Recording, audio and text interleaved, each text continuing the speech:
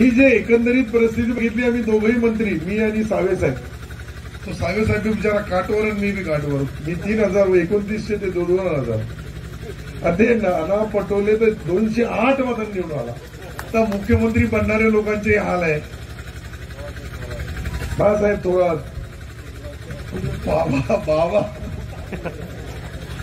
म्हणजे राजकारणामध्ये काही राजकारण जे चालू आहे तो भविष्यामध्ये घातक राहील. मी तर आता याच्या पुढं डिक्लेअरच केला की मी आता सिल्लोड नगरपालिका शेवटची निवडणूक ती पार पाडल आणि विधानसभेला मी आता उभं राहणारच नाही. तर मला कोणी काय वाकडं बी करू शकत नाही.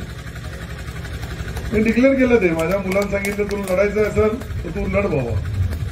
आपल्याला लोकाला विकास नाही पाहिजे, लोकाला काहीच नाही पाहिजे, लोकाला फक्त जातीवाद पाहिजे. तर जातीवादामध्ये हे इतका मोठा भुगीर आहे का तो माणसाला माणुसकीही सोडून द्यावं लागला. मी आज डिक्लेअरच केलं आता की मी सिल्लोडची विधानसभा पुढे लढणार नाही. मला जी काम करण्याची संधी दिली त्याबद्दल मतदाराचे मनापासून आभार. माझ्या मुलालाही सांगितलं तुला लढायचं असेल तर तू लढ बाबा, नाही तर जय हिंद जय महाराष्ट्र. कोण करल? 18 तास काम करायचं, सालदार रोजदार महिनदार सारखं. आणि त्याची गिनती लास्ट मध्ये 4 दिवसामध्ये जातावर होती धर्मावर.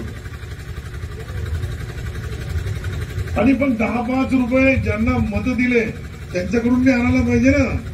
ते नाही आणता येणार. ते 10 रुपये आणणार नाही, 10 लाखाचा निधी आणणार नाही. लोक मरतात तर त्याला कफन बी देत नाही. आणि ही जी सवय लागली ही सवय भविष्यामध्ये तुम्हाला बदलावं लागल.